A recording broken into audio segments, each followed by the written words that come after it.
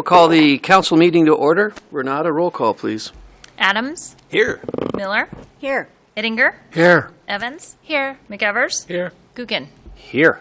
Okay, let's stand for the invocation by Pastor Stuart Bryan.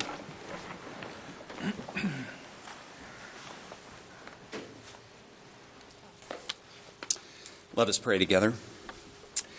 Almighty and everlasting God, you are the creator and sustainer of all life, the origin and spring of wisdom, knowledge, and discernment. In Christ, you've revealed your eternal purpose to rescue all creation from the bondage of sin and death, ignorance and folly.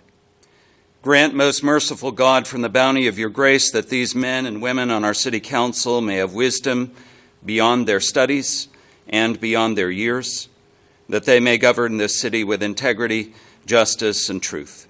Through Jesus Christ the Lord. Amen. Amen. Amen. Amy, if you lead us in the pledge, please. I pledge allegiance to the flag of the United States of America and to the republic for which it stands, one nation under God, indivisible, with liberty and justice for all.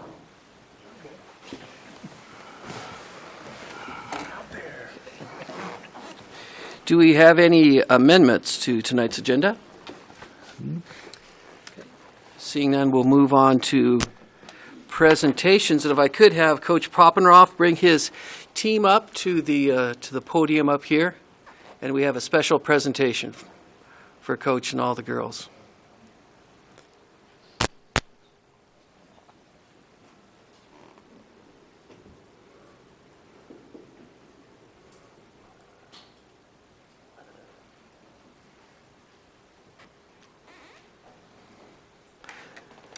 I think everyone has read the accomplishments of the Coeur d'Alene High School girls basketball team, and state titles are won with a lot of hard work and dedication for a long time. And so we want to honor tonight the Coeur d'Alene Viking girls basketball team. And Coach Poppenroff, if you would just come up to the podium and just introduce your coaches and players, and then I've got some special things for you. Right there is good. Stark and assistant coach Courtney Peters, and then Taryn Horvath, Maddie Schlinsky, Madison Sumner, Sydney Williams, Emily Callahan, Bailey Miller, Sydney Parker, Sarah Chalich, Brittany Tackett, Jackie Fagan, and Kayla Fagan. I didn't forget anybody, I guess. Thank you.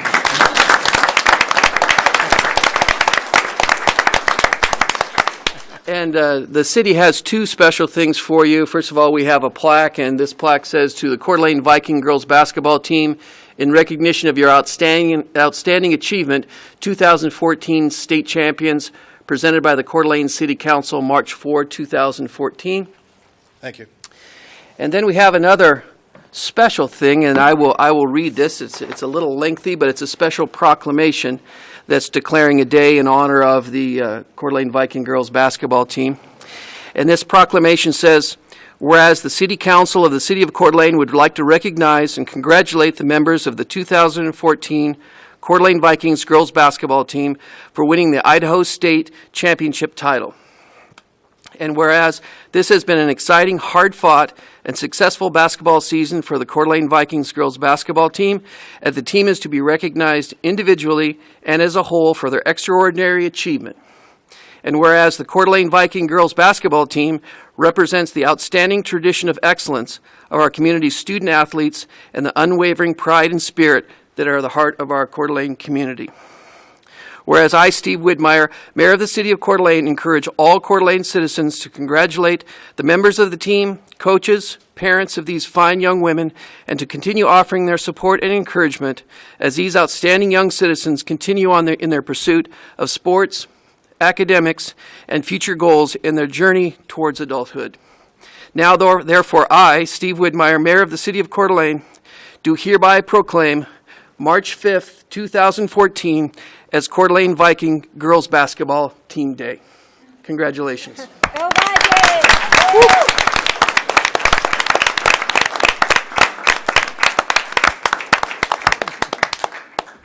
that mean they don't have to go to school tomorrow, Steve? Yeah. Snow day. You get your own day.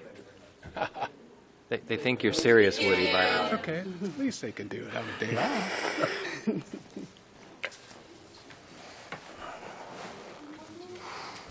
All right.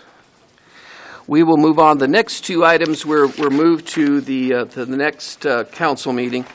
They had to reschedule that for the next council meeting. So now is the time for public comments. We have 3 minutes for public comments. If there's anyone wishing to give a public comment.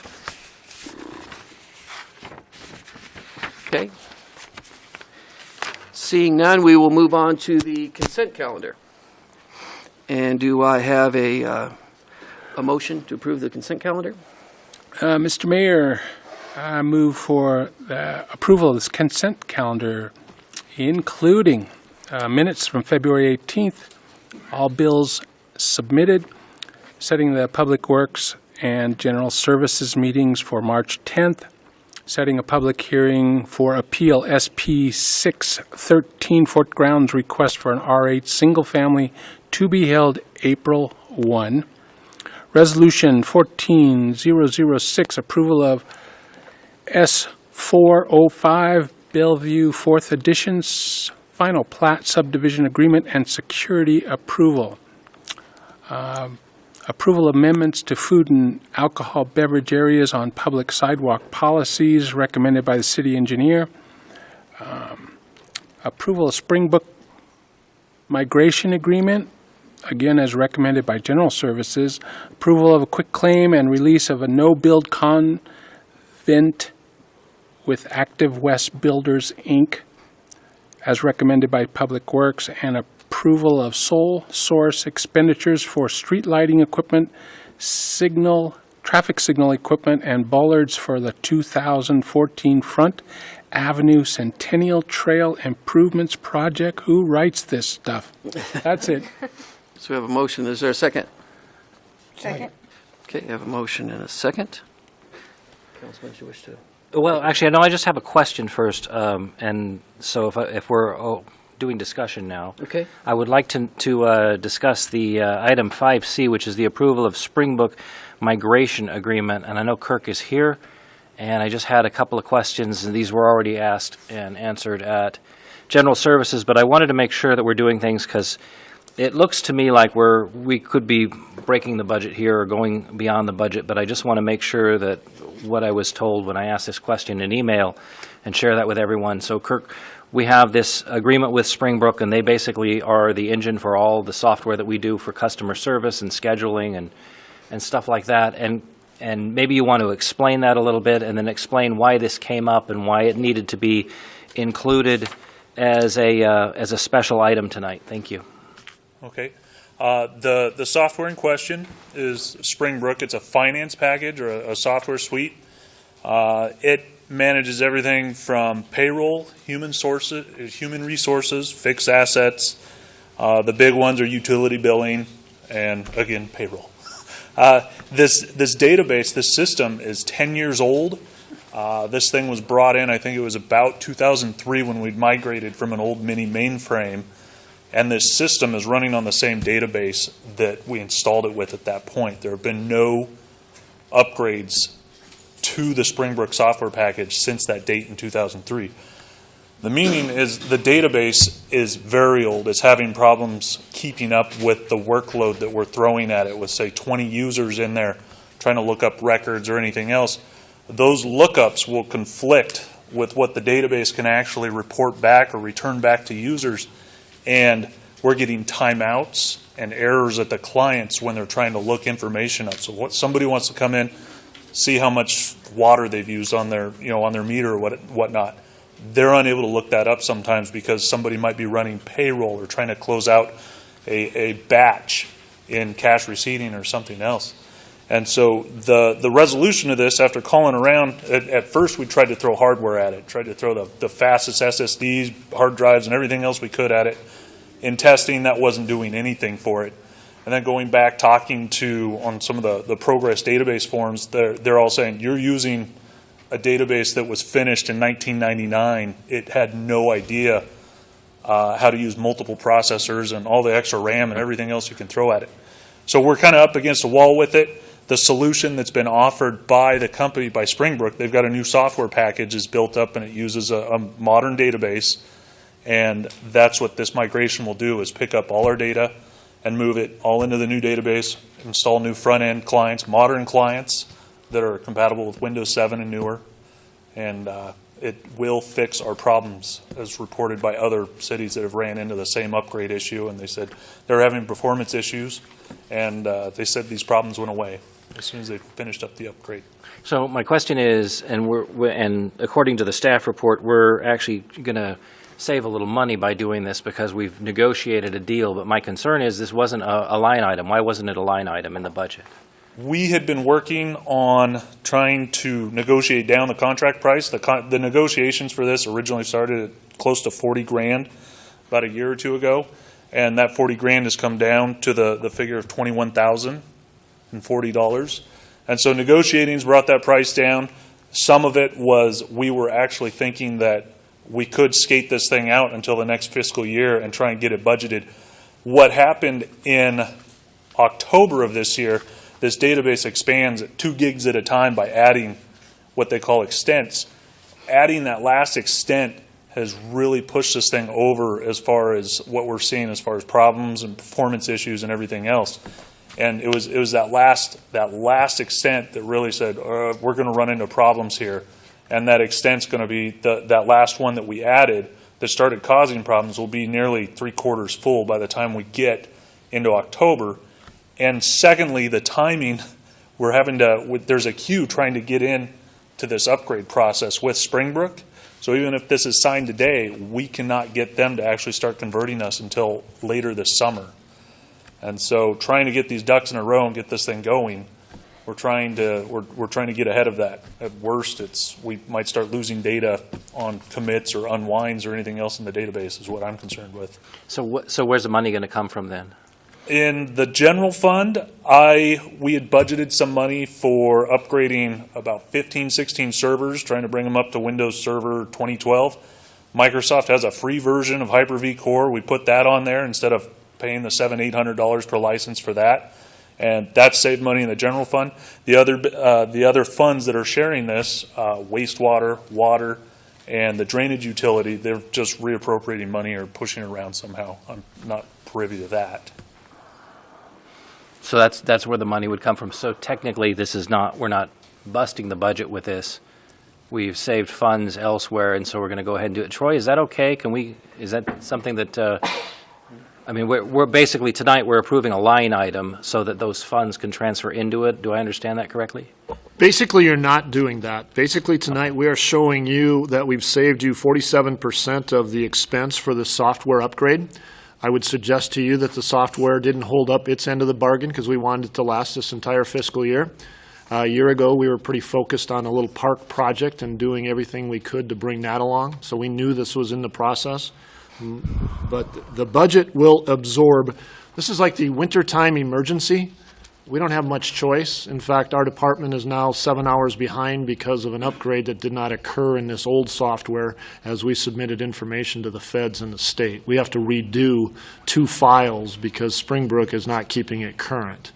So we are at an emergency point. You've gotten all the technical side, and they've done everything they can. So you're not approving a budget amendment at all.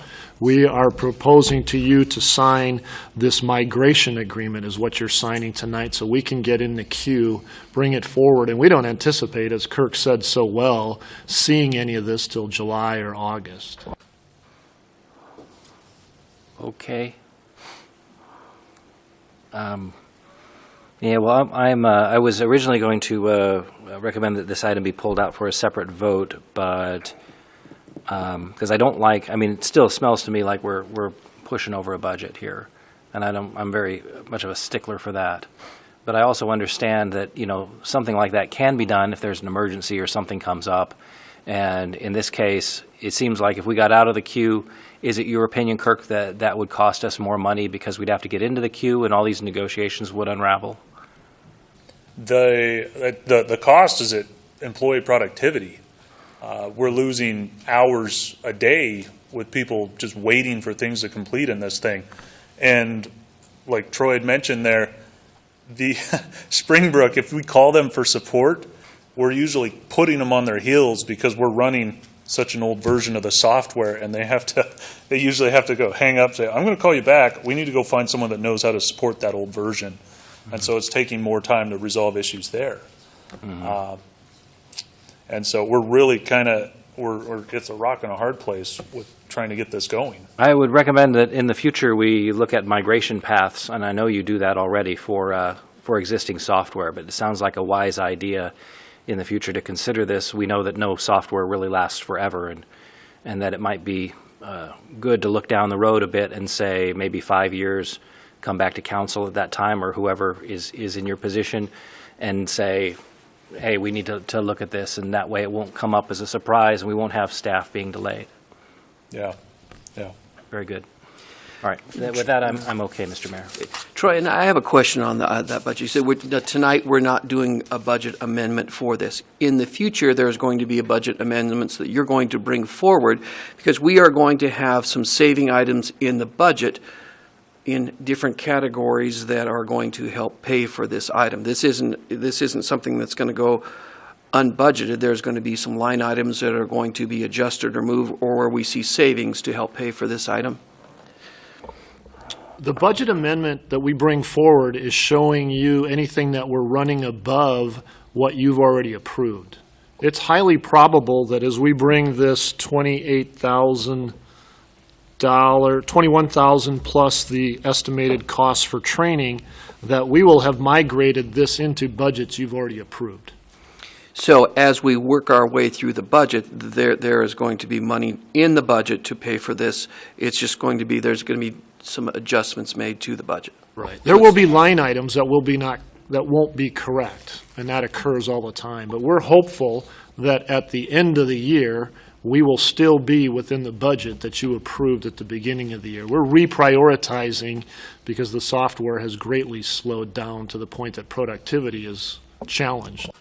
So in the budget process, there's some gives and some takes in the budget that throughout the year that we will adjust the budget for emergency needs like that, but there may be some savings on the other side, and we maintain that we will be on budget and we'll follow our budget throughout the fiscal year. You're absolutely correct. So our goal tonight is to share with you how the money would come, which are great questions, and then combine that with the fact that this agreement with your signature is what we're asking your permission, because it has not been in the financial plan. So it's a kind of a two-part situation. Okay. Any further questions or discussion? So we have a motion and a second. Roll call. Gookin? Yes. Evans? Yes. Eddinger? Yes. Adams? Yes. McEvers? Yes. Miller? Yes. Okay, carried. Okay, we'll move on to announcements. Any council announcements? I just have a quick one. An interesting thing at the library board, the University of Washington is introducing an impact survey tool that lets patrons anonymously report how they use the library technology. And it's a free service that the library is going to be putting online. It helps the librarians learn more about what their patrons need without compromising their privacy. So it's coming up in the next 2 months, and I'm hoping that the library board is going to be able to possibly expand that out to utilize with other outreach survey tools and get some really positive feedback for budgeting and work in the future with the library. And that's all I had. Thank you, Kiki. Wood? Last week, Robert Singletary did another cool thing in here, about 125 people. It was packed. I'm thinking this is going to be too small for him, but he did a history series from 1910 to 1920. And we sit up here, and you guys, we all live here, and you think back the way this was in 1910, 1920. He did some great stories, some great photos, and we can be proud of where we live because of those people. Well, 100 years ago, we're here trying to take care of things and do good things, and it was very moving, and it's always good for me anyway. I always come away feeling strong spirit of the city and stuff. He does this at the end of every month, last Thursday of the month. It's free, and it's a great history lesson on Coeur d'Alene with pictures and cool little stories. I don't know where he gets his information, but He's real good at it. So if you get a chance, come by, or if you see him, stop by the museum. Supposed to be opening, I think, in next month, April 1st. So we'll look forward to that. Thanks, Wood. Anyone else? Ron? Yeah, I would like to, as I did 2 weeks ago, and it turned out very good, on behalf of the mayor and the full council, and I'm sure the citizens of Coeur d'Alene, wish the Lake City Boys basketball team best of luck down in state tournament this weekend down in Boise, and hopefully they'll come back as champions as our Coeur d'Alene Viking girls did. Thank you, Ron. I know Councilman Adams is particularly interested in that. Mr. Mayor, thank you. I just wanted to pass along a nice email that I got from a citizen who was very pleased with Mr. Martin's street crews who were out there dealing with the snow. This was actually the snow before the snow we just had, and I don't know what the name of it was, but he writes, please pass along an attaboy to the street crews who were out on Monday night plowing the snow from the streets. It was well after midnight, and I happened to be up when I heard the sound of the snow plow. And this is actually, he lives on a dead-end street. So he thought that was really something. The crews were out there in the early morning plowing the snow on a dead-end street, taking care of other stuff. And Mr. Martin, if you're still here, I hope you are, because you guys did just a great job. Also, there's something that I'm working on with a member of our legal department, Kathy Adams, and Mr. Gridley and Mr. Summerton know about this. We're exploring the idea of a family justice center, and I thought I would read a little bit about what a family justice center is. A family justice center is a model for the co-location of a multidisciplinary team of professionals who work together under one roof to provide coordinated services to victims of family violence. Many communities use this name, Family Justice Center, though some communities select a different name to describe their multi-agency service delivery models. A family justice center is specifically defined in federal law and refers to the co-location of staff members from multiple agencies under one roof to provide advocates for victims. In this case, they could be we could provide police officers, prosecutors, civil legal service providers, community advocates. And the idea is that if someone needs this for a situation that happens, they would know where to go. And you would think that Idaho wouldn't really be on the radar as far as something like this is, but the truth is the statistics here are really high for victims of family violence, and a lot of it has to do with the fact that we are rural, and people don't realize that, you know, this is wrong, you're not supposed to be doing this, and there is someone out there who can help you. And right now there's a bunch of little things that exist elsewhere to help, but the idea here is to bring them all in and have our police officers, our prosecutors, medical people, and to provide assistance and help these folks resolve their problems. So I will be updating the council and everyone as this progresses. But right now we're talking about it and we're discussing what can be done and how to get this thing started. So it's something that you may see out in the future, and definitely something that I think we need in this area. So thank you. Great, thanks, Dan. Anyone else have anything?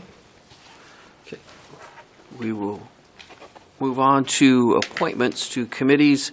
I'm going to want to appoint Jared Helm to the Arts Commission, appoint Christopher Bosley, Lindsay Simon, Tim Taylor, Kim Golden to the Pedestrian and Bicycle Advisory Committee. So I'm looking for a motion on that. So move. Second? So we have a motion and a second. All those in favor? Aye. Okay, motion carried.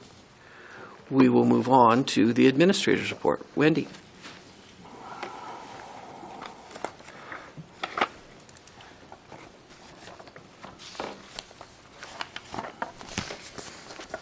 Well, as you mentioned, that we did have quite a storm in the last few days, and that yearly total then at that point brought us up to about 61 inches of snow.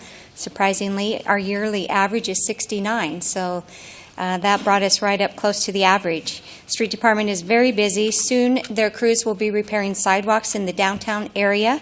This will be a 2-year commitment to bring the sidewalks into ADA compliance. The work will involve identifying and replacing structural deficiencies from the downtown to and through Independence Point. Spring cleanup is also just ahead for the Street Department. This is where they then pick up about 550 tons of sand and debris that's been left over by the winter. And this is assuming that winter is indeed over. And this is in conjunction with stormwater best management practices, and it helps keep phosphorus loading in the stormwater pipes eventually from draining into the lake.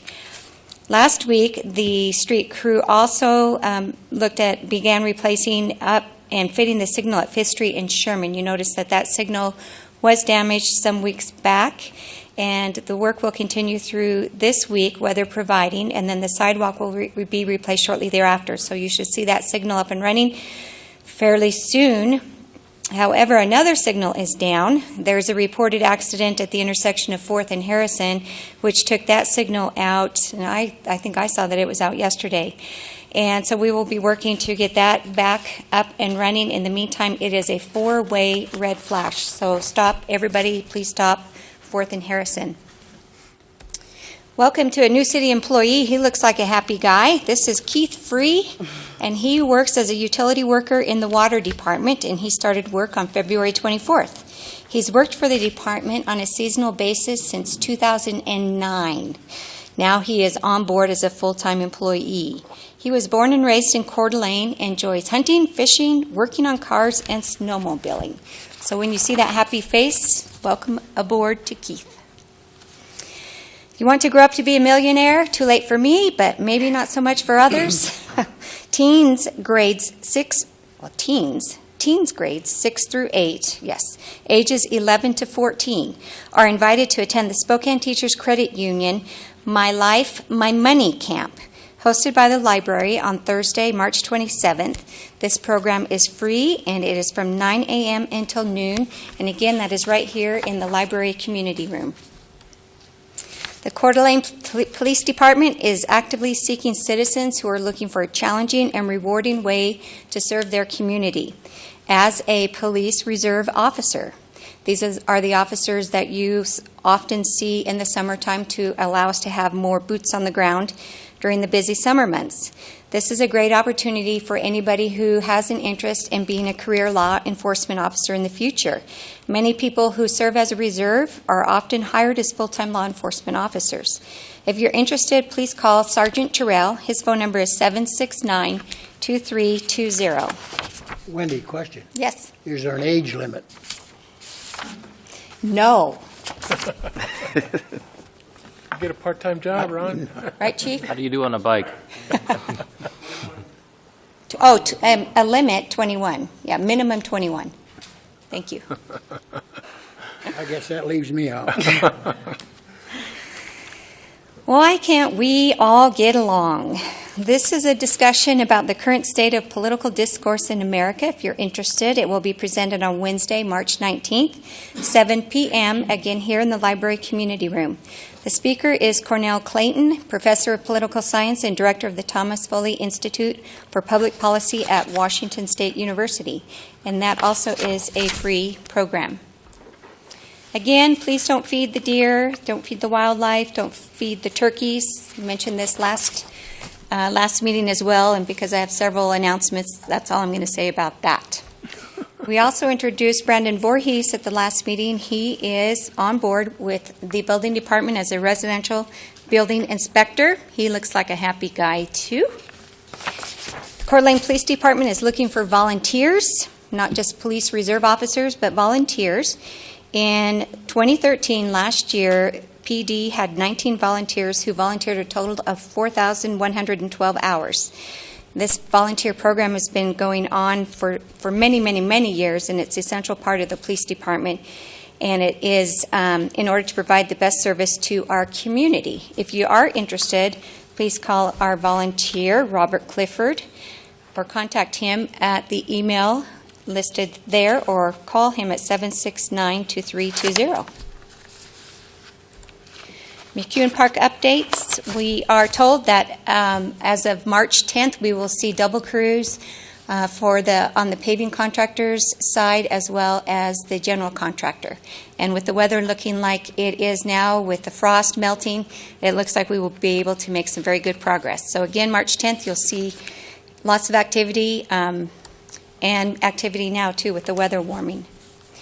The Recreation Department recently hosted the Boys Lake City Shootout AAU tournament for grades 5, 6, and 7. Teams were from Eastern Washington, Odessa, Tri-Cities, Spokane area, and from Kootenai, Shoshone, Nez Perce, and Bonner counties. Games were held at Ramsey, Skyway, and Woodland gyms. The tournament was very successful, and we received several compliments on the organization, facilities, and referees. The tournament brought in about 500 visitors to town over one weekend. This helps the hotels and restaurants during the off-season. Looking forward to the girls' tournament, which will be held March 7th, 8th, and 9th. There will be an attractive donor wall planned for McEwen Park in downtown Coeur d'Alene, and is an opportunity for citizens to make a permanent impression while supporting citywide parks. It will be a granite wall which will be placed at the western end of the park, and for a donation of $500 you can have your family name, business, or loved one's name engraved.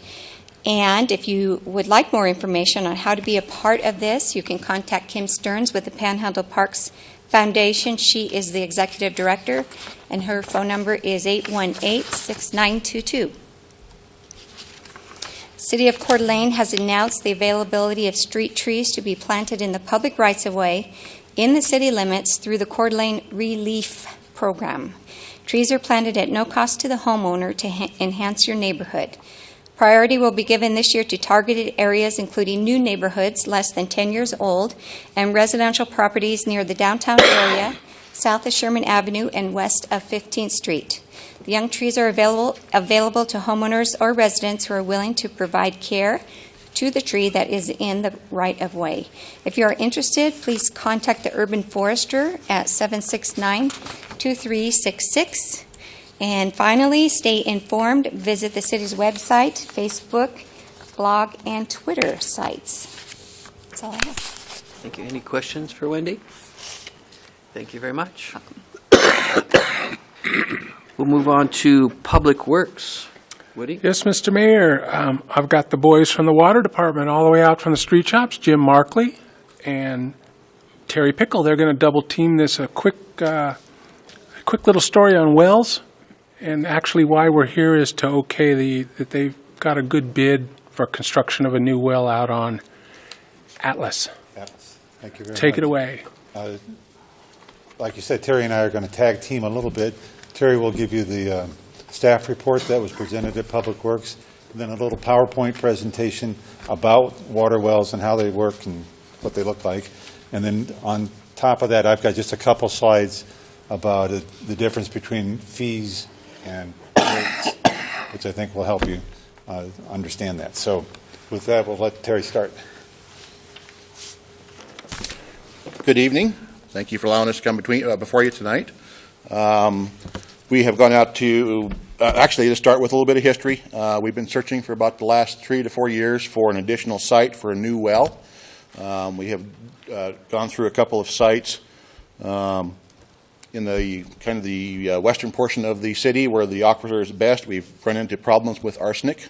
We finally found a new site over on Ramsey and, or not Ramsey, but Atlas and Hanley.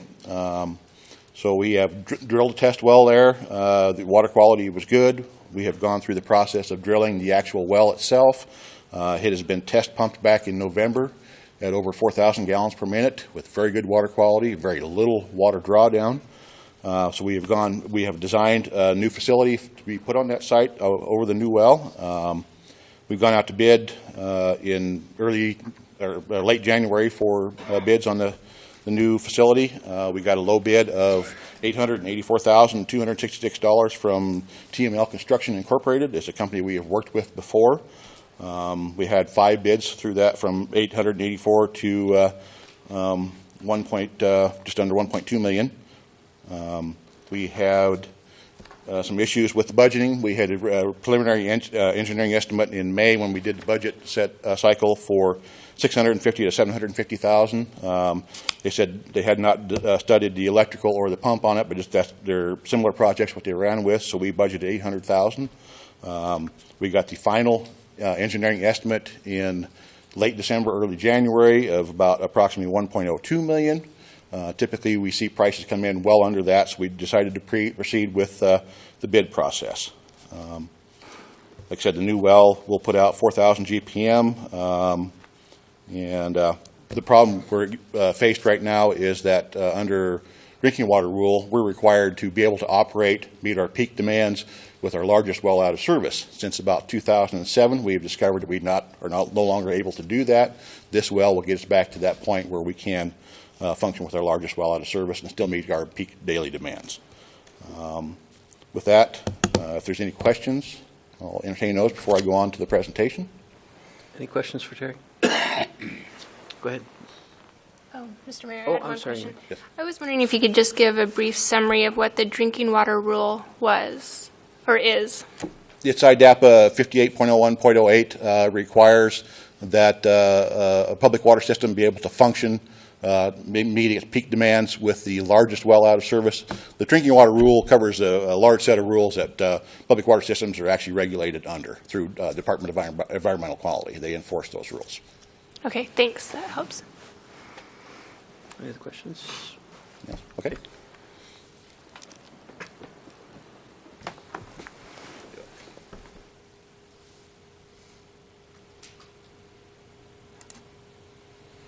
All right, this is the site that we've chosen. This is a lot that was designated during the initial phases of Coeur d'Alene Place. This is Coeur d'Alene Place over here, and Hawks Nest, Atlas, and Hanley.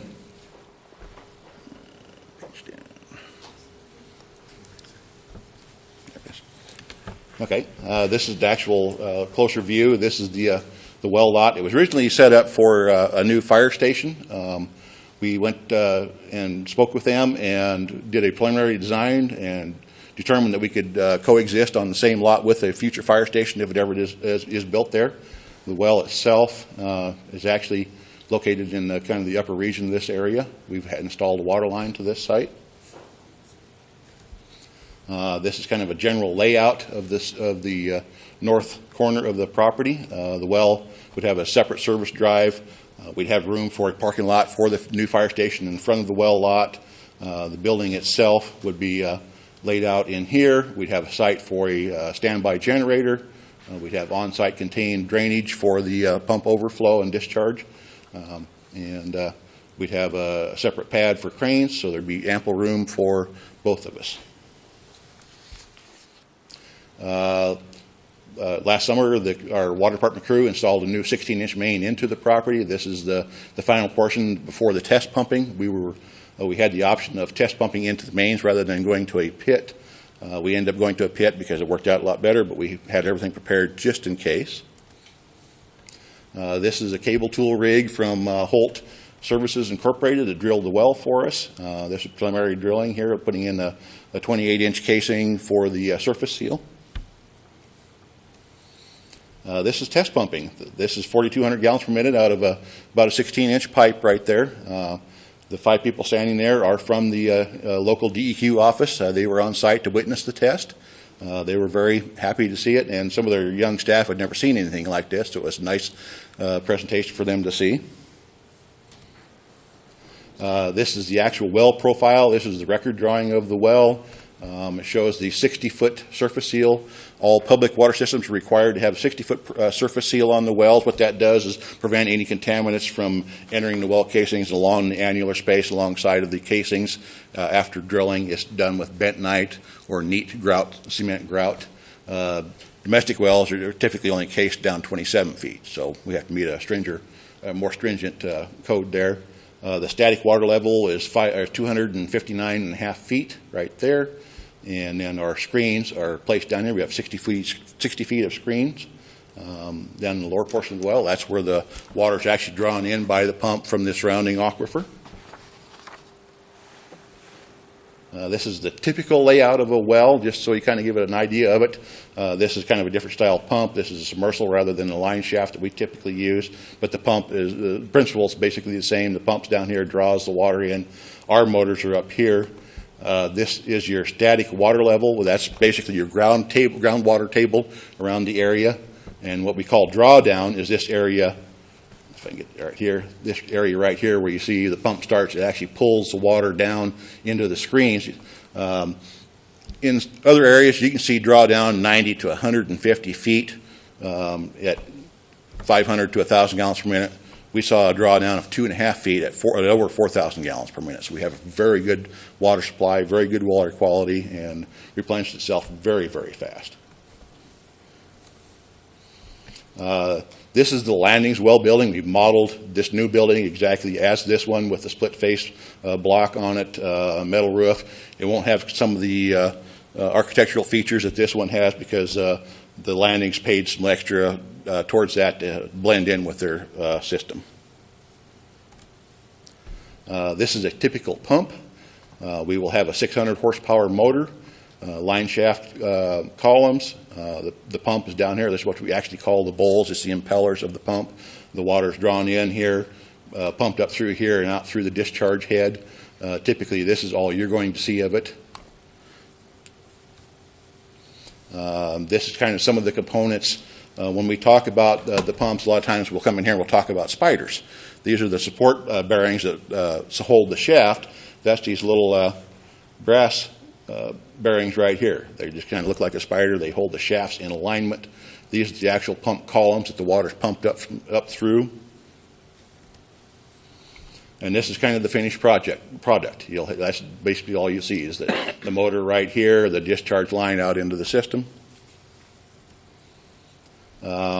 This is the screens. These are stainless steel wound screens, bars basically, and they're in various sizes to hold back the gravels, the sands, the cobbles from being pumped into the system. And that's it. Any questions? Any questions for Terry? Thank you. I guess it's my turn. Thanks, Terry.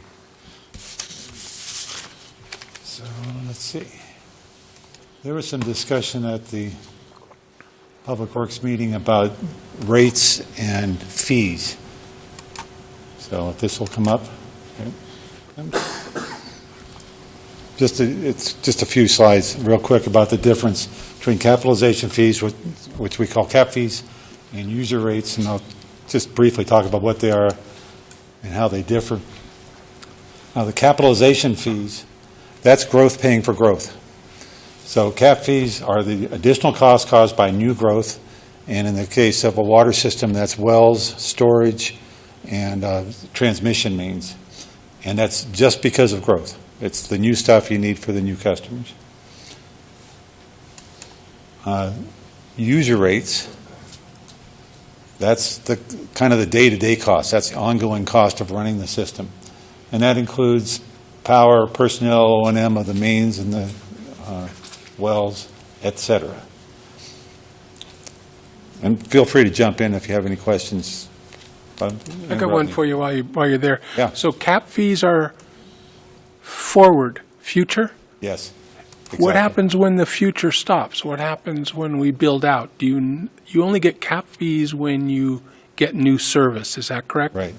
So you have to have money sitting around for, when something breaks, it wouldn't be a cap fee use. When something breaks, that's operation and maintenance, and that's covered with the rates. So the cap fees, when you build out, if you've done it exactly right, you have all the cap fee, all the money you need for those extra wells, and you get to the end of the growth horizon, and you're done. Cap fee goes to zero. You don't need any more because you've already built all the stuff. After that, it becomes maintenance. And that's rates. And the rates cover that. Okay, thanks. They're intended to cover that. Okay. Great question. Thanks, Woody. To calculate what the cap fee should be, conceptually, you look out at your planning horizon. We did a comprehensive plan in 2012. It's a 20-year plan, and we say, okay, what does it need to look like in 20 years? What's the system needs? You figure out what that is. You apply a price to that, a cost to that, and then you calculate how many more customers you'll have, and you divide the two. And that's conceptually only. There's a lot more detail to it, but just in theory, that's how it works. So that's how you come up with cap fees. Rates is kind of similar, except that you don't look way out into the future. You look on a day-to-day basis, year by year, really. And simply stated, rates are calculated by taking day-to-day operating costs and spreading them out among all the current water users.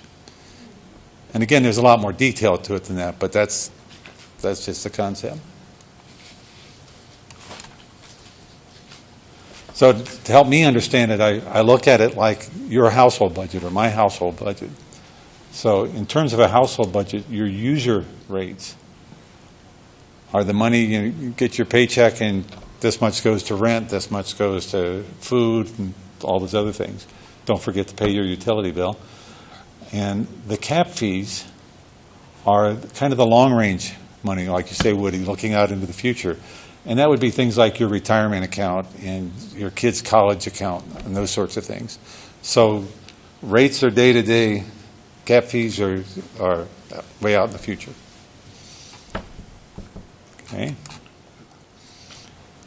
And when do we have people pay those?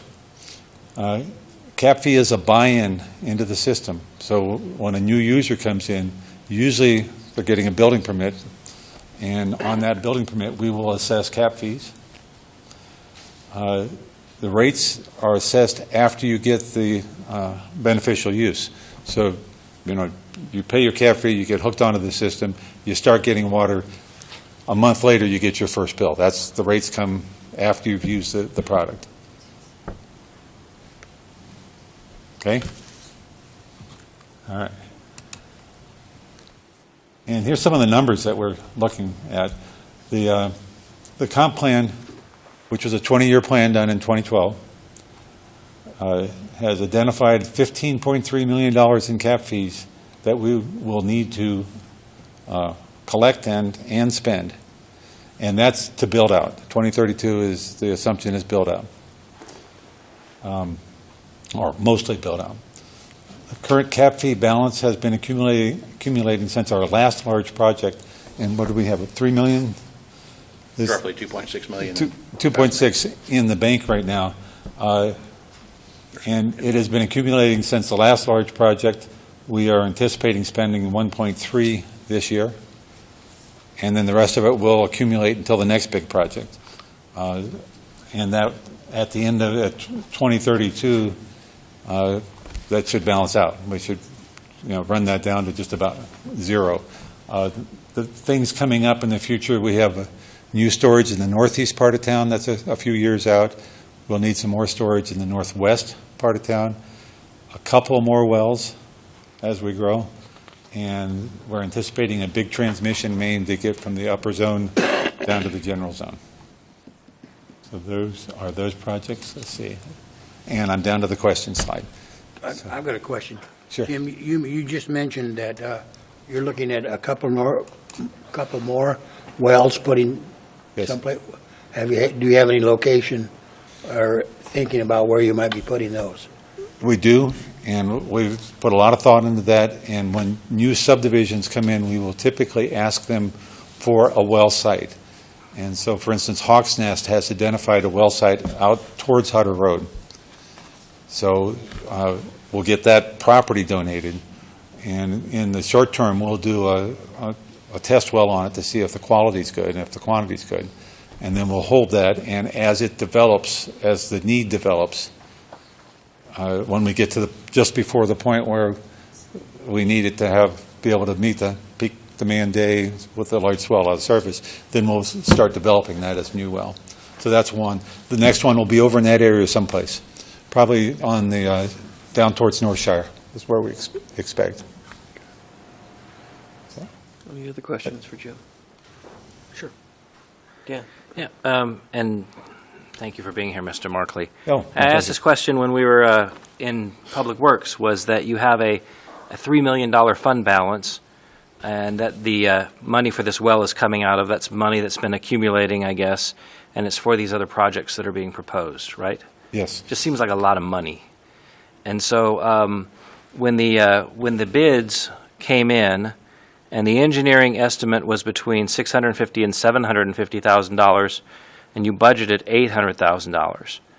And the minimum bid is $884,000, so it's $84,000 over budget. Yes, sir. Yes. In my household budget, when I budget $800,000 for something, and it ends up costing $884,000, I have a choice.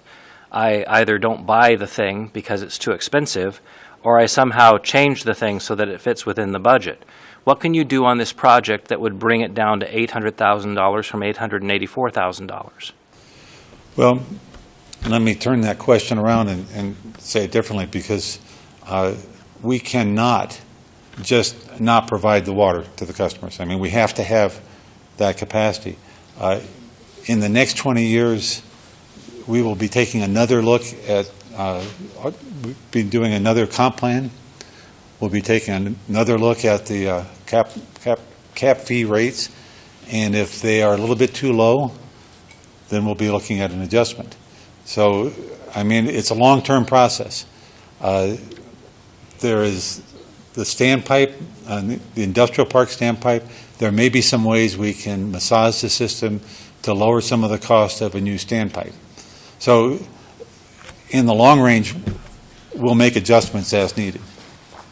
In the short range, there's not a lot we can do differently to make it, to save $84,000 on it. It's just that when we budget for something and it's, $800,000 was the budget because the anticipated cost was between $650 and $750. Mm-hmm. So 800 was the budget, which seems reasonable, I mean, in these huge amounts. Mm-hmm. But yet going over, if we approve this and we say, okay, it's okay to go over, then, I mean, what's the next one going to be? Are we going to come back and have something else that was, there was a budget of, $600,000 for this, but the lowest bid came in at $700, but it's okay. I mean, there seems to be some point where we need to apply a little fiscal discipline and say, you know what, let's live within our means. I mean, I know people out there are doing that. I have to do it. I mean, you mentioned an example of going to college. The first college my son selected ended up costing 3 times where I finally sent him. And I had to tell him, no, you can't go there because I just can't afford it. So we found another solution. And I got concerned about this. I know there was an issue a couple years ago with a truck you guys bought that was budgeted for $100,000 and it came in over budget. And you phoned me about this because you know I have these concerns. Mm-hmm. And I was like, look, I can't approve this because it's not, it's over the budget. We either, put it in next year's budget at the right amount, or we just say, you have that picture up there, you say how it looks. Is there anything we can do on that design where we can save $800,000 or $84,000 and bring this thing down under budget? Yeah, I need to go back to the slide that I had about talking about it in terms of a household budget. You brought up household budget. And I look at this capitalization fee retirement. If I'm a little, if something comes in a little expensive and I can't quite put as much money into retirement, we can work that out over time. And that's what this is. So we're a little bit over on this. We don't come before the council when we manage to get something cheaper. We don't come in and say, hey, we need permission to spend less than we budgeted. And that happens. So I'm confident that between now and 2032, it'll work out. I'm just very wanting to maintain a budget and stick within it. And I think it's really important. It's a very important message because the people I represent pay these rates, and they want to make sure that they're going to get their money out of them, and that $3 million that's sitting there, or the $15 million that's going to be accruing till 2032, is going to be spent wisely and effectively. And that when we do this, and we have a process that we set up, and we ask engineers and we ask professionals, how much do you think this is going to cost? And this is $84,000 out of $800,000 is 10%. And so if I want to go ahead and demonstrate that I'm, being responsible with the public's money here, I need to get something. It's an emergency, like we did with the Springbrook stuff. And this is like, okay, so this is and correct me if I'm wrong, I'm not being rude or anything, this is our redundant well. This is the well that we would turn on, maybe not officially, but this is the well that we need in order to be compliant in case one of our other big wells goes out. So this is like the fifth wheel on the car in a way, and so I need a little bit more to tell me why should I spend more than is budgeted for this. Because if honestly, the millions of gallons per day, in the summer, a lot of that, more than half of that almost, goes into our parks. So, try to sell me a little better on why this is necessary. Otherwise, I would say let's do it next year, or come back with a plan that cuts, something out of there that we don't really need that's part of that we can go ahead and say, hey, look, we came in on budget or under budget.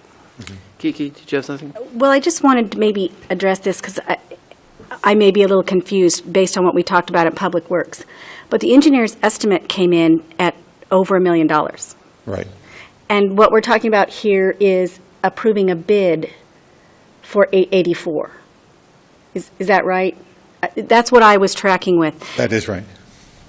And so what we did is we had a number of bids that came in, all of them under the engineer's estimate.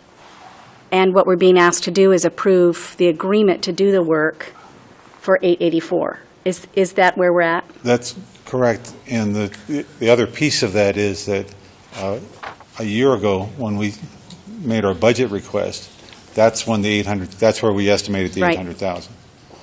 But today, we've got a current engineer's estimate, and we've got current bids, and it's a great bid. And I thought we had talked in Public Works, and I apologize, I don't have the notes that I took, but I think we discussed what the difference was between that year where that budget differential was, and that at that time you had mentioned that there was cost to the actual physical pump equipment itself that was much different than what we had received, that you had received a year ago. So when you factored in the different mechanical pieces a year later, there were some significant things that changed in that. So the budget estimate of 800,000 over a year ago, the engineer's estimate now, including the new costs for the hardware, was at around 1.1 million. Right. And it's not apples and oranges, but it's oranges and tangelos or something. I mean, it's not wildly different, but there are some differences in the motor control center. Those prices came in very, very high. Well, I was trying to go through the bid tabs to find the line items to say where was that estimate off? And I think my question to you was more on the opposite side. If we budget something a year and a half out, and we have to have some sort of explanation as to why. My question was, if we budgeted our engineer estimate was at 1.1 million, and now we're going to accept a bid for substantially lower than that. Are you confident we have the proper equipment covered in the bid that we're going to accept from this contractor? Absolutely. And so that's where I went through the bid tabs to try to say which items were there, and it looked to me that it was not in the labor costs or things that we could control, but they were in the actual hardware we had to. The paperwork, the electrical pump pieces being about twice what you had originally budgeted they would be.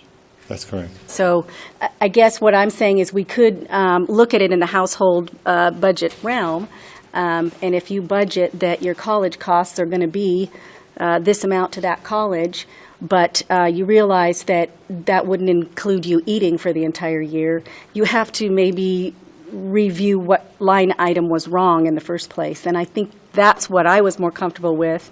I don't want to accept a bid for 884 with a contractor who's going to replace something that our engineers say we need the accurate hardware to make this pump worth the investment if our engineers say it's going to cost $1 million plus to do it. So I think I was on the opposite side of the budgeting question there and was pretty comfortable that if you were held to task, then this bid should have been looked at accurately, and that the equipment we're buying and installing is what we need for this project. Wood, did you have something about that? Yeah, I was going to say, I look at cap fees, Dan, a little differently because the cap fees are our future, and sometimes they're going to be bumping and they're going to save money a lot of the times, and then we'll spend a little bit more. But in the long run, the cap fees, we talked once before, is how come there's $3 million sitting there? And I go, well, remember when that well blew up out on Atlas, and it can cost you $1 million to fix something in their business. So it's like they have to have the money there. And it's also the future. It's for build-out, wherever that may be. So, Kiki, I think you hit it on the head. We had to go to a 600 horsepower motor instead of a 400, and these guys are keeping on top of what's the latest, greatest. We never have problems with water here. Even when you guys are pumping full blast and things go bad, you're on it. You fix it. They've done some pretty amazing things over the years with some bad stuff happening in critical times. And I love the idea of a fire department next to a water well. It just sounds like a good partnership, Go together. Any other questions for Jim or Terry? Mr. Mayor, I would move for What's Steve has? sorry. Terry, you talked about Jim, sorry, a transmission line from north to south. Why would we need that if we already have wells in place? The 60% of the available water is in the area of the higher pressure zone, and 60% of the customers and the need is in the general zone down below. So it's not balanced. You can't. The aquifer is not as prolific down in the general zone as it is in the upper zone. So lower zone, we've got 4th Street Well and Locust and Annie and Honeysuckle, and they don't produce as much water as where this one is. So that's really for development in the area of city impact. If we get development, we need to get the water from the upper zone to the lower zone. So you build a big pipeline that connects the two. So does that help? Yeah, I'm just wondering, I know we did the rate study last year, and I don't remember that being a part of any projections. I don't remember seeing It's in the comp plan. It is, okay. Yeah, the last well is anticipated to be in the upper zone, but to pump directly into the general zone. Okay, I'm sorry, I missed that. What's the estimated projected cost on something like that? And is that part of this cap fee fund? It's part of the 15.3, and Okay. I don't know off the top of my head what that number is, but it is part of that. Okay. And so now Woody had made mention of something that I was thinking of, you're talking household budgets, and, what if you lose your job, you got to live off your savings for a while, but you have insurance for some things, you have interest, so he'd made mention of that well. That well was insured, is that correct? So we paid and got reimbursed by the insurance company for that, is that? We got reimbursed almost the total cost of repair of the Okay. landing well, or the landings well. All right, so what if we have something, breakdown or a disaster like that that's not insured? Can we go to the city's self-insurance fund for that? Or does that have to be absorbed through the water? How can we do interfund transfers in water emergency situations that aren't insured? Great question. The self-insurance fund has no money in it right now, so that wouldn't be a great source to pay. Well, if it had money in it, could it be used? If it had money and we weren't insured and it was liability related, yeah, that's what the self-insurance fund was there for. Okay. Most of the other assets, unless they're smaller assets, are covered by insurance. The major catastrophe, as Mr. Markley stated, was paid by the insurance company. Okay. And that was an extraordinary catastrophe. Most of the things, we might have a motor burn up or something like that, and that's in the operating fund. We've got money in there for O&M on wells and pumps and all that stuff. So for the most part, that doesn't happen. Okay. Thank you, John. What are we going to make up? I'd like to move for Resolution 14007, approval of contract with TML Construction Incorporated for the award bids of Atlas 2 well. A motion, we have a second. Second. Motion and a second. Renato, roll call, discussion. Skipped. Any other discussion on that? I was just going to say, Mr. Mayor, I'm going to vote against this because I think we need to be very careful with the public's money. The 10% going over on a budget, I mean, if you would have come to us with $1 million like Kiki said, and then it would have come in under, yay, we're all heroes. But if we're to really reliably tell the public that this money that we're banking for the future expansion is what we need, then we need to demonstrate that along the way to that end, we're going to be spending what it is we think. And so I would just encourage you guys, and this is, I'm probably going to be in the minority here, but I would just encourage you guys moving forward to be a little bit more accurate or liberal or whatever you want to say with these preliminary estimates, so that we don't have to be having this similar discussion. It is a redundant well. It is the backup so that we, I think we could survive another summer without this thing, and then I would be happy to go ahead and move forward with it, because I understand the need for that. I'm not questioning the need. I'm just questioning this method and sticking to budgets. Thank you. Okay, Ron. Yeah, Dan, going over the minutes, now, why have you changed? Because you were the one that made the motion to accept this resolution. Why now have you changed? Wouldn't you have brought up some of the things that you mentioned at the Public Works Committee meeting? This was a very expensive item that I didn't think should be on the consent calendar, so I wanted to make sure it had discussion here. But you made the motion to accept it. Yes, I did. Okay, thank you. Jim, I just had one question for you. Is that, I understand Dan's point about budgets, and we all need to stick to budgets. I think that one thing, if we happen to put it off a year, this $880,000 number could very well be higher than that in a year from now. I still think that we're still in a very competitive construction time, but it's a possibility that $880,000 number could grow and be more next year. That's a good observation. If you look at the 5 bids we did get and the engineer's estimate, this is a good bid. And getting another good bid this good could go either way, but I would be surprised if in a year you got this good a bid. Yeah. And I understand Dan's concern on budgets. I'm a budget stickler myself, and I think that we all want to stay within our budgets, and we do try to do our best to do that. So, anyway, so we have a motion and a second. Any other discussion? Roll call. Adams? Yes. McEvers? Yes. Miller? Yes. Gookin? No. Evans? Yes. Ettinger? Yes. Okay. Thank you, Mr. Mayor. Our next resolution is from our city engineer, Gordon Dobler. Come on down. This is in regards to the right-of-way and trail improvements for the 2014 Front Avenue Centennial Trail Improvement Project. Thank you, Mayor and members of the council. So this is, let's back up. So we're building the Front Street project, and it consists of a couple of financial elements.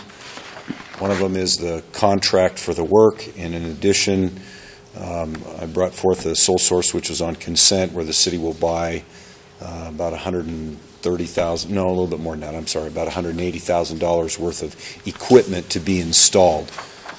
In addition, there's a contract to install a few pieces of that, the bollards, and to do some signal work. So those are the pieces of the finances that fund the full project.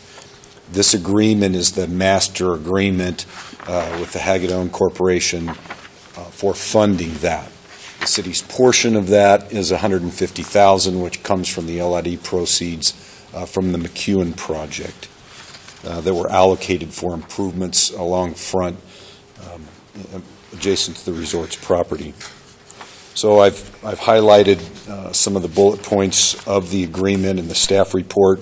I can just briefly summarize them for you. The resort donates sufficient funds for the improvements, so whatever their cost is, less $150, that's basically what the resort will be paying. Also, I believe stormwater has about $20,000 in there because we did some system modifications to the stormwater improvement that were in the stormwater budget. We just shift those funds onto this project. Centennial Trail width, these were the two PUD issues that were addressed with the appeal, the width of the Centennial Trail and the tree removal, that's in the agreement. The resort will maintain the facilities on Second and on Front at their own cost.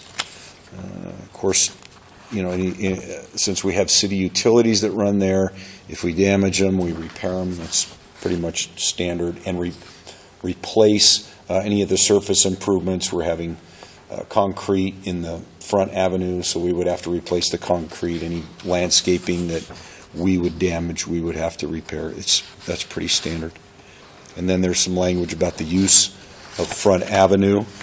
I believe the version that came to the Public Works Committee, we were looking at refining that, and we have tuned that so that basically there's nothing that restricts the city from using that for other purposes like we would any other right-of-way, as long as we maintain access to the resort. So that's the way that issue got resolved. That's it. There's one little detail was there's not a number in the agreement. You may have noticed that. We're doing some last-minute fine-tuning of the owner-furnished equipment, the bollards. They're getting some different quotes and some prices, and also quotes to install it. So we'll have that in a couple of days. Then they'll finalize the number, and that'll go in here. It doesn't affect the city's portion. It just affects the final amount that the resort will donate. Okay. Ron, do you have a question for Gordon? Yeah, question I have, Gordon. You stated in your earlier comments that the city will be contributing $150,000 from the McEwen project? The LID. The LID? Yes, from the LID funds. Okay. Dan. Thank you, Mr. Mayor. Gordon, can we put in maybe a range for that blank? Sure. Can we just say? Give you a fairly accurate estimate. It'll be 950,000 to just shy of $1 million. If we said $1 million, that would cover it. That's okay. Yeah, because I had that flagged and underlined here because it's like, You did? Well, yeah, that's weird how I do that. I have a question that came up. Someone emailed me, and they have a question.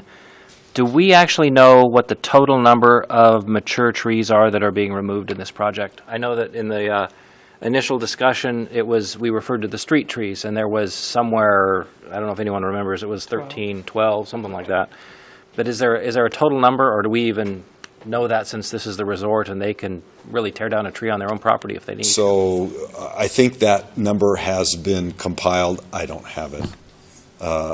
And part of it is because what the resort is taking down on their property, I don't know that it's much. We haven't tracked it. So that would be something that, if someone was really curious, they could ask the resort that question and find out. But as far as our portion is concerned, it was just those street trees in the areas of the PUD that we had approved. The street trees along Sherman, Second, and there are some between the bus turnout and the road in that Front Avenue section that come out, some smaller ones. And is this funding, does this touch at all the PUD, or is this simply the Front Avenue between the two streets? There is some walkway in the PUD area that will be removed and realigned and replaced with this project, yes. So this money, if I understand this, because I met with Mr. Barlow, and I understand this money that the resort is transferring to us, it can only be used on the public improvements in front. Is that right? Oh, the money is for all of the improvements, which encompass Front, Second, Sherman, and as we just said, some on-site improvements to the resort property. So is this all public stuff? No, the on-sites are not public. They're private. Okay. Yeah, the city is contracting to do that work. So this is all going to be handled by the same contractor? Yes. That's the next thing we're talking about, right? Yes, down the agenda a bit. All right. Any other questions for Gordon? Mr. Mayor, I ask to approve the Resolution 14008, approval of agreement with the Coeur d'Alene Resort for donation of right-of-way and trail improvements for the 2014 Front Avenue Centennial Trail Improvement project. Who writes these things? Second. A motion and a second. Any further discussion? I just had a question for the clerk. Renata, do we need to make an amendment or anything to specify the amount on page 3 of the agreement? That'd be a good question for legal. I think the minutes will reflect the discussion here, and I think the understanding is there's a deal that their donation will make up the difference, as Gordon explained. So I don't think you need to put anything in here. If we don't reach a deal, we don't sign the agreement, it doesn't come to the mayor to be signed. Okay, very good. Thank you. Any other discussion? Roll call, Renata. Adams? Yes. McEvers? Yes. Miller? Yes. Gookin? Yes. Evans? Yes. Eddinger? Yes. Mr. Mayor? Yes, This is, could we maybe move down on other business to number 4, since we were just talking about it, and Gordon could finish up his evening? That's a good point, Woody. Go ahead, Gordon. You're on. Thank you. So this is the award of the bid, and again, normally this would come on consent, but we figured with sensitivity, we'd bring it to you to see if you have any questions or clarifications. But this is the award of the bid for the Centennial Trail improvements.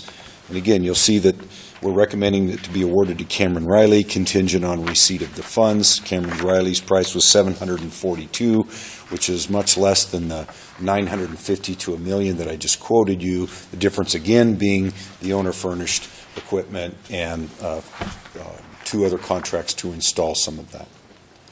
So that's really it.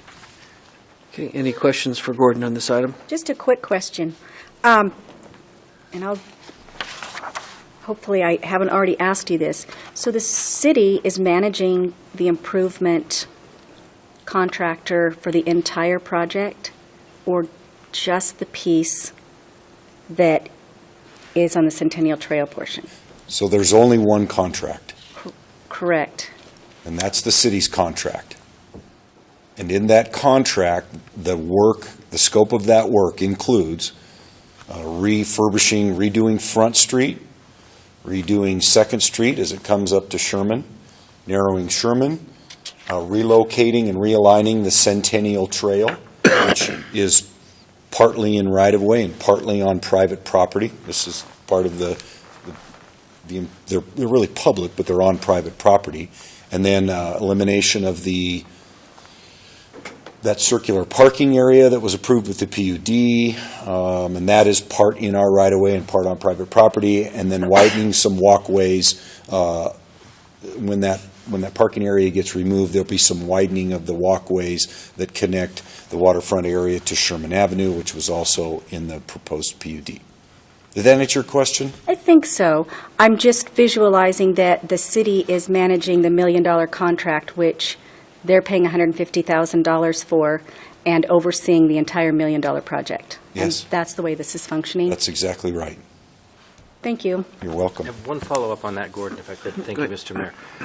So if the resort is simultaneously doing something else on their property, we can safely tell people, no, the public did not pay for that. Well, actually, the resort's paying for this, but this is not, that's their own deal. This is not, our deal is just like you said, Front, Second, Sherman. That's a great question, because they will be simultaneously doing landscaping that's not part of this project. Okay. But they'll be doing some major landscape renovation, and that's all their money, their project. Some of it is even in the right-of-way, but it's still their money and their project. Okay, very good. Any other questions for Gordon on this? Ron? Yeah, Cameron Riley LLC, are they local? Yes. Yes, they do. They're the ones that are doing the flat work on the McEwen Park. And we've worked with them off and on for years. They've done projects for this city as far back as, well, probably 15, 20 years. But so, yes. Any other questions? Okay, looking for a motion on this. Mayor, I'd like to move for the passage of resolution number 14010, approval of the contract with Cameron Riley LLC for Front Avenue Centennial Trail bid award. Second. A motion and a second. Any further discussion? No further discussion. Roll call. Miller, Yes? Gookin, Yes. Evans, Yes. Eddinger, Yes. Adams, Yes. McEvers. Yes. Thank you, Mr. Mayor. We will move on to other business again. Resolution 14-009, approval of amendments to the city compensation plan. And we will have our Human Resources Director, Melissa Tosi.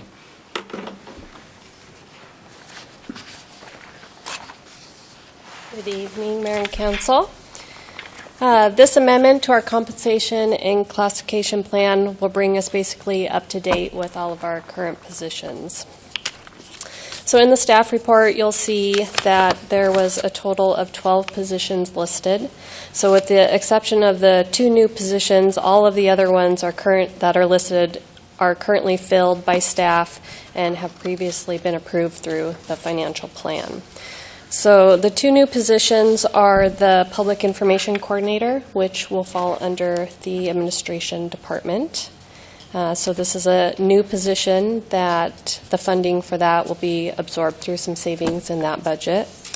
And the other new position is the Police Department Application Analyst, and this is also a new position within police. They currently have a vacated records specialist position that they've decided not to fill, and they have a greater need to fill this position.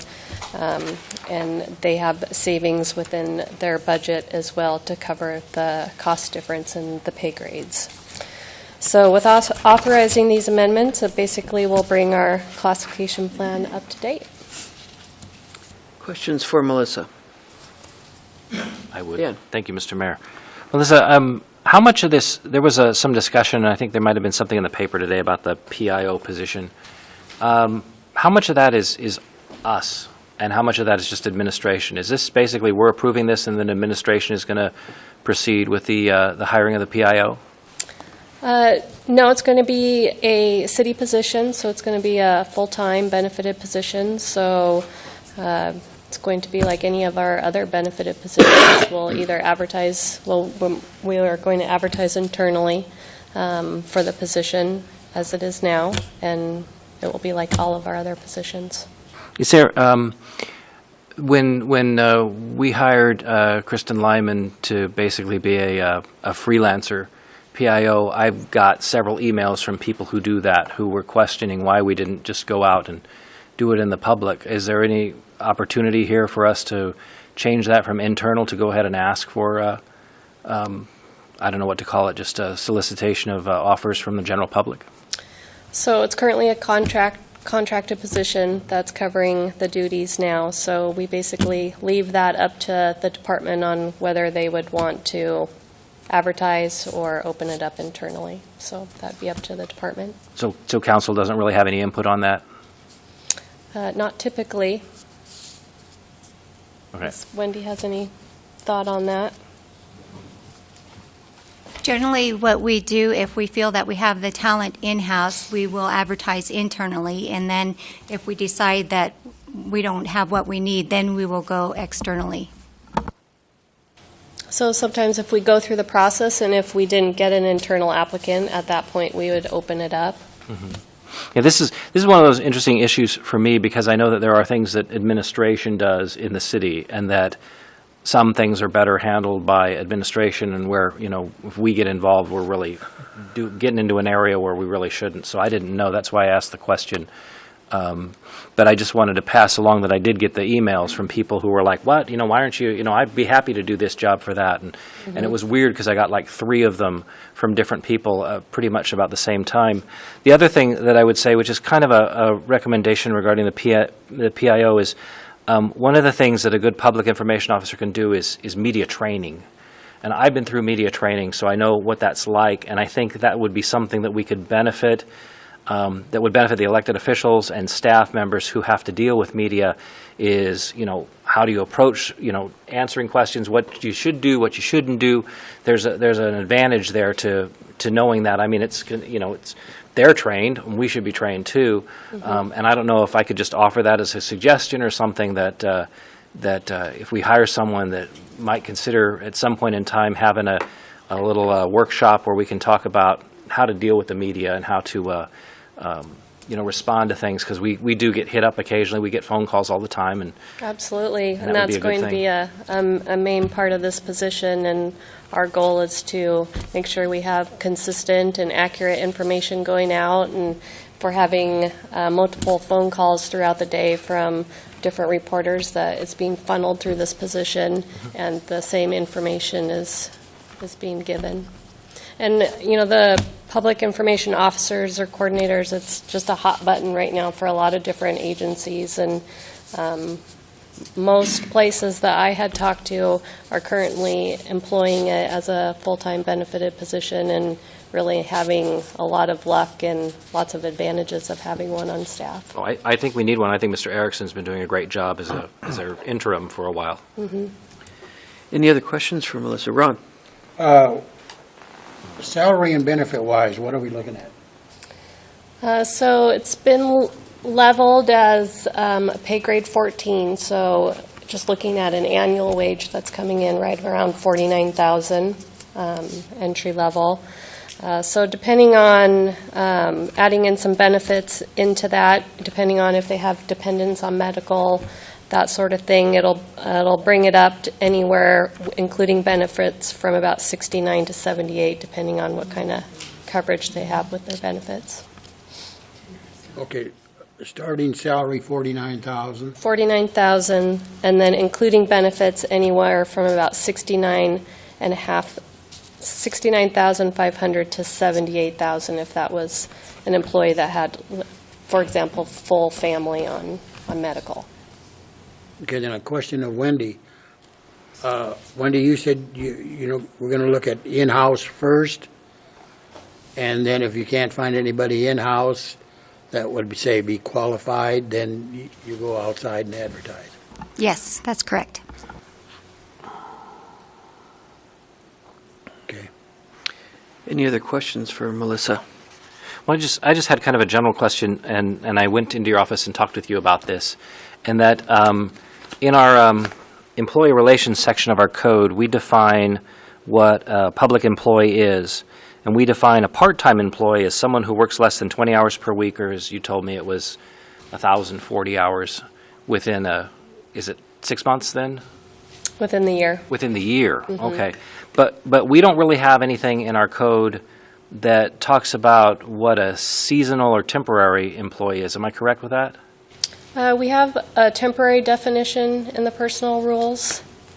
I don't have them in front of me right now, but that is defined in there. I just would be curious, any feedback from council, if we need to think about codifying exactly what is, or actually just feedback from you, I guess, first, since you're the pro here. So we have full-time, part-time, but there's also seasonal and temporary employees as a classification of someone. I know, for example, the Parks Department will hire seasonal employees because obviously no one's out mowing the lawn right now. How is this classified? How do we classify someone as seasonal if it's not really in the code? Well, a seasonal employee, we have some PERSI requirements that we use their definition as a seasonal employee, that they fall under a seasonal type of classification. So there's some PERSI requirements that we use for that. I think our temporary definition on our personnel rules just is a really brief definition that just says there is a plan to end their appointment. There's going to be some sort of break in service.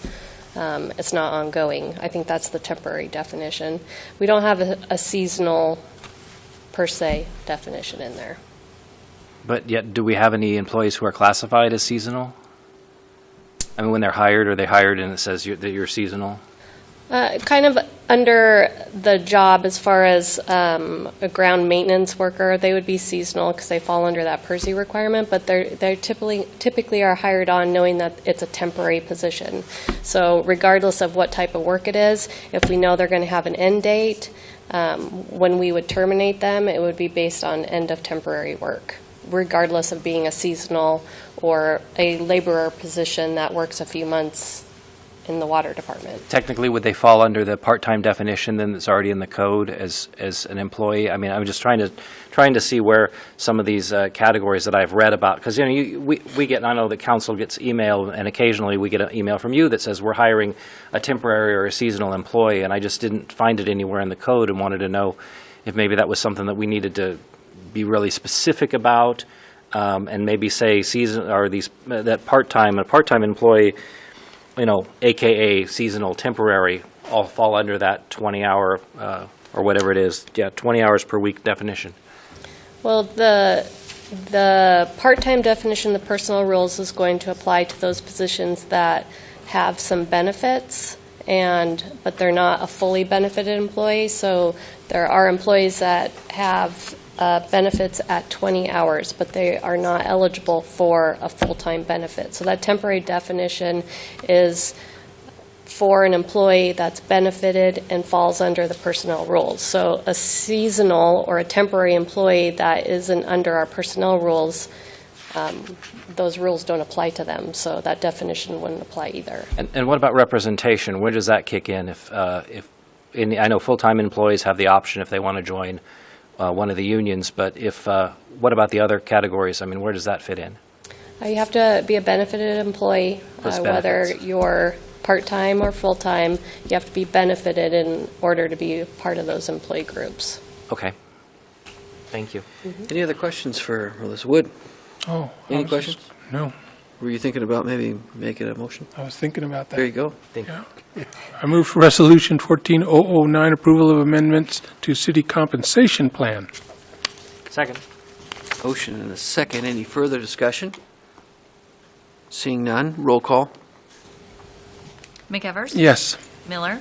Yes. Gookin? Yes. Evans? Yes. Ettinger? Yes. Adams? Yes. Thank you, Melissa, for that. Then we will move on to approval of findings in order for PUD 1-83M.3, modification to the Coeur d'Alene Resort PUD. Wendy, who will be making that representation or presentation? Mr. Gridley.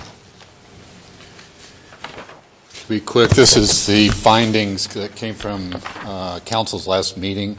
So this is basically staff putting down on paper the findings and the discussions that were had at the last meeting, basically approving the amendment to the PUD. So if you have any questions, I'd be glad to Any questions for Mike? answer them.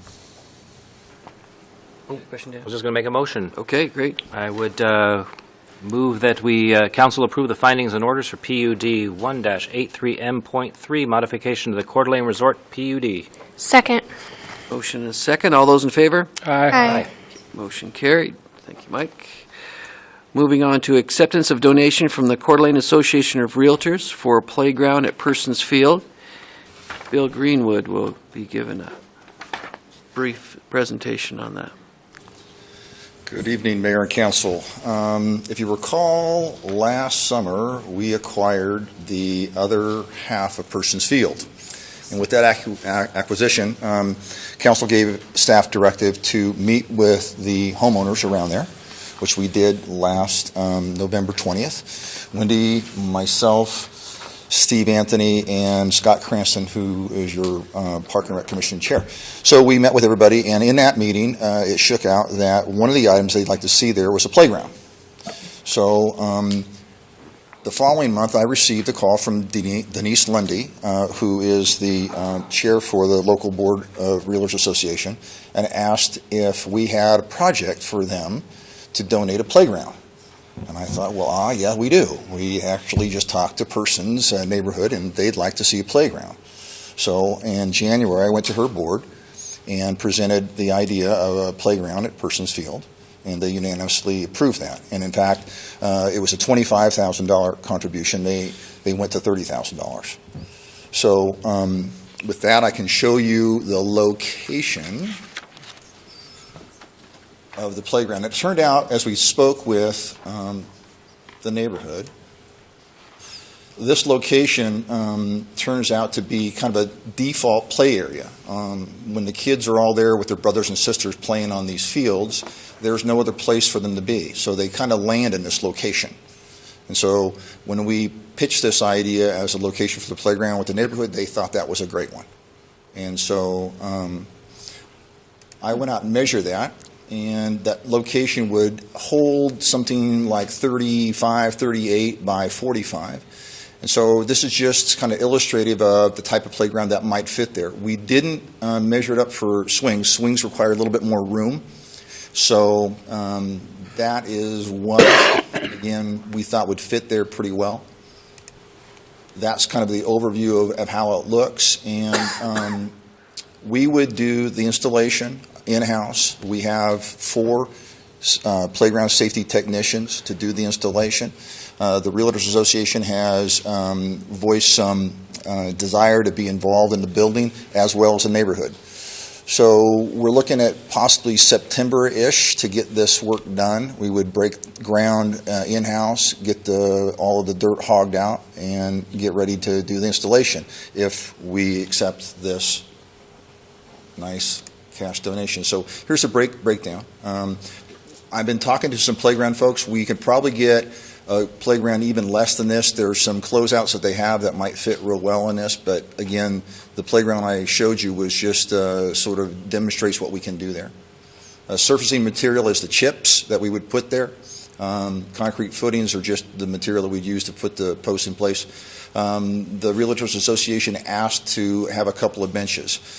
In that playground as well, there would be a sign stating that it was donated by the Playground Association. We might call it something like the Realtors Association Playground, something like that. So that's what they've asked for, and there's our total. So what we ask of you tonight is to accept that donation. And Denise is here tonight. She'd like to address you as well. So I could take some questions now, or maybe after she's done with what she speaks with you.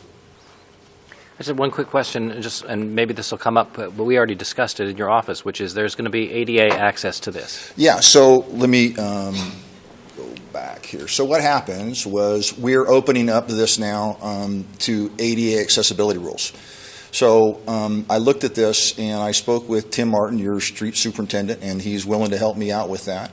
We would do the work in-house. We could, and I spoke with Ed Wagner over in the building division. We could create access right here. We could have an ADA parking on the street as long as it's signed, and then we could create an access from that curb cut into this, and then we can have an access to the field or to the playground, I'm sorry, right here. So we could create those ADA accesses, yes. Great. Denise?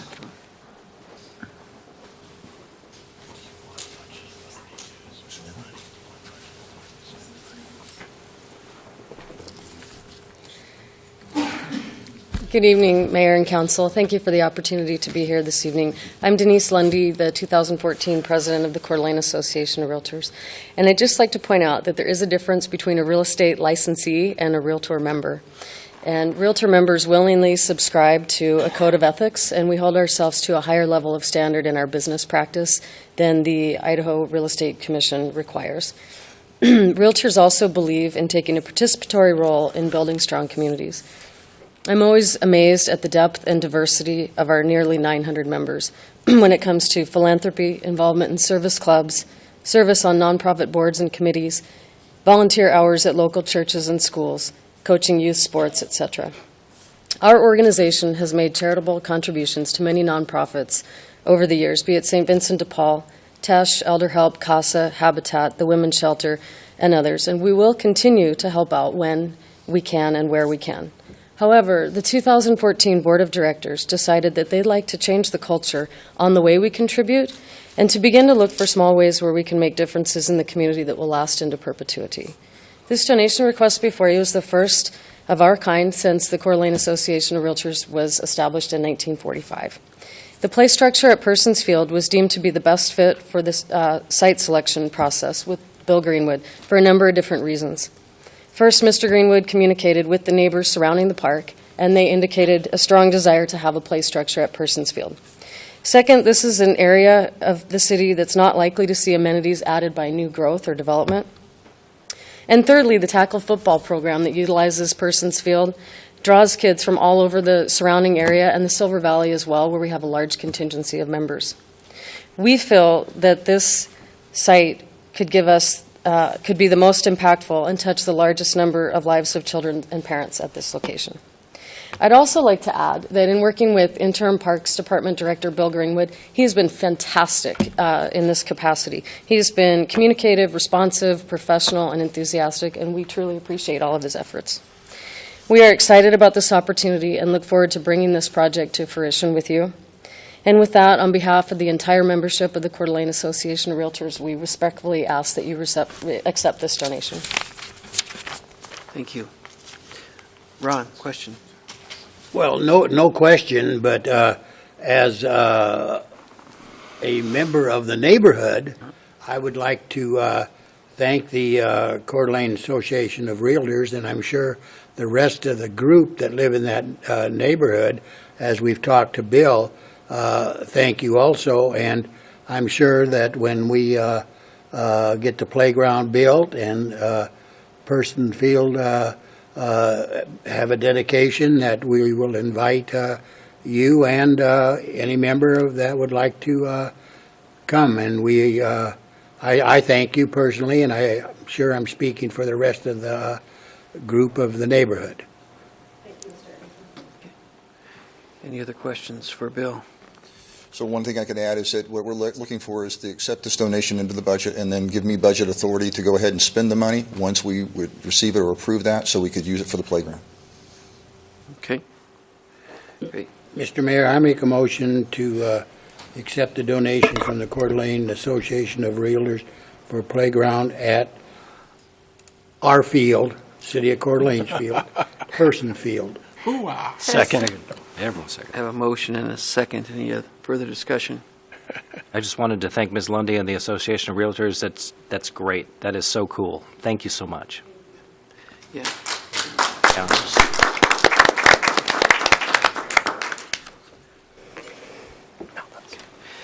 Okay, so we have a motion and a second. And all those in favor? Aye. Motion carried. Again, thank you very much, Denise, and pass that on to the association as well. Great, thank you. So now we move on to the final part of the Gordon Dobler Show, which would be a legislative hearing. And a legislative hearing has some rules in regards to sign-in sheets for anyone wishing to speak. I do not see any names. Is there anyone that wishes to speak to the item? The first item is going to be the vacation of portions of Foster Avenue and Milwaukee Drive. Is there anyone wishing to sign up to make any public comment on that? Okay. Gordon, I'll turn it over to you. Thank you, Mayor. We have two hearings, and I'm pulling up a visual aid. The encouragement and urging of the Public Works Committee Chairman. You're going to use You're going to get good at this. I know you are. Yes, You I'm already excited. understand. Yeah. I'm already good at it, actually, but it doesn't show. So first vacation is on Milwaukee, and it's vacation of a portion of right-of-way. Let me give you the mailings. We had 50 certified mailings, 5 responses, 2 were neutral, 1 was for, and 2 were against, with comments. And if the comments are short, I can read them to you, or I have copies to pass out. Go ahead and read it, Gordon. Thank you. First comment is, I suspect that this exchange of land is needed to ultimately build a large, ugly city-county office, something directly facing the Forest Heights residential area would compromise the residential character of the area. The second comment is, make Milwaukee Drive wider on the curve. It would make it safer for traffic to pass. It's very narrow. Don't give the property away until all the area used all it can. And at least a condition when the street is fixed properly, it would be used at that time. Just leave it as city property. Those are the 2 comments. Those are the mailing response. Gordon, when you sent out the mailing, did you send them a map that showed the little sliver that we're talking about?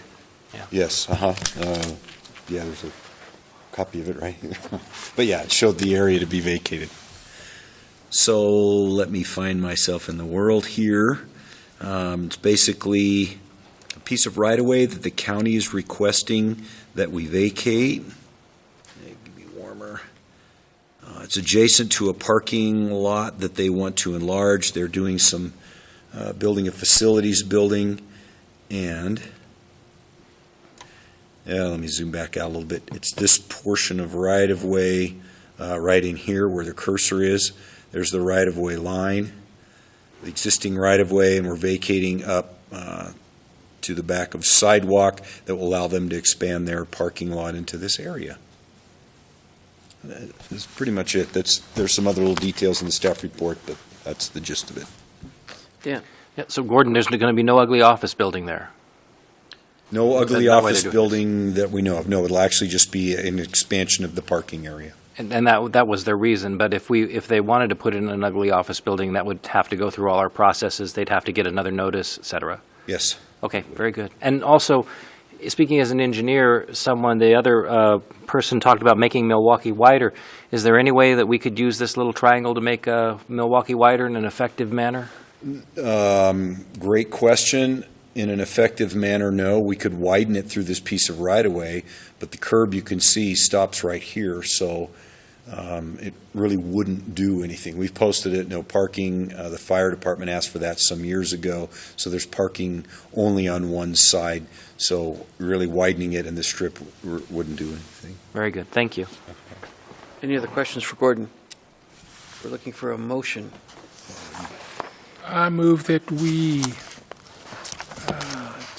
pass V14-1, vacation of portions of Foster Avenue and Milwaukee Drive, right away adjoining Kootenai County offices parking lot. We have a motion and a second. Any further discussion? Not seeing any further discussion. Roll call. And just clarifying, there were no public testimonies? There were none. Okay. Gookin? Yes. Evans? Yes. Ettinger? Yes. Adams? Yes. McEvers? Yes. Miller? Yes. Motion carried. We'll move on to the second one again. If there's anyone, I want to make the announcement, if there's anyone wishing to seek public comment on this one, this is the vacation of the utility ingress, egress, and trail easement in Track C of the Riverstone West First Plat Edition. Okay, Gordon? Thank you, Mayor, Council. This is in the Riverstone area. Let me orient us. So here's, I know everyone will know where this is. This is the Starbucks is right here. So actually, the Starbucks is right there. So now we're totally located. Starbucks in the theater. This area of request for vacation is right here on Tilford Lane. This is going to be replatted. They've already submitted the plat. It's been to the Planning Commission. But the existing Tilford Drive, which is really just an access road into this parking for our park here, is going to be realigned, and it'll be realigned in a more linear fashion right above the Prairie Trail. This is a private road. It's not a city public street, but it does contain a trail easement, ingress and egress easement to the park, and public utilities. All those with this new plat and new development are going to be relocated along, like I said, a more linear alignment of the Tilford Lane, and it'll access BB down here. This will be eliminated and incorporated into the new development. So the vacation request is for the utility easements and the trail easements and the ingress and egress. Public has an ingress and egress across this Tilford Lane, even though it's not a public street. We still have an ingress or egress. So that's what they're asking us to vacate. The new plat will dedicate new public utility easements and ingress and egress along the new alignment of Tilford. The trail easement will not be rededicated because the trail won't be reconstructed. There's a connection up here. I believe you can see it. Let me zoom in a little bit. You can see this trail connection, which was built after Tilford Lane was built. So this portion of the trail becomes obsolete, and would be eliminated within this within the replatted area. I'm not sure what the Parks Department will eliminate the rest of it outside of the property. We probably will, so people just don't come down the dead end. But as you can see, they would now use this connection like they always have. This becomes obsolete. That's the request. And the mailings. 19 mailings were sent out, and there were no responses. Okay. Any questions for Gordon? Okay. Looking for a motion. I'll move for council to approve V-14-2 vacation of the utility ingress, egress, and trail easement in Tract C of the Riverstone West First Edition plat. Second. We have a motion and a second. Any further discussion? Okay. I'll just ask one more time to make Renata happy. If there is anyone wishing to make public comment on this? Okay. So we have a motion and a second. Roll call. Evans? Yes. Ettinger? Yes. Adams? Yes. McEvers? Yes. Miller? Yes. Kukin? Yes. Motion carried. Looking for the final motion of the night. Mr. Mayor, I move we adjourn. Second. All those in favor? Aye. Motion carried. Thank you, everyone.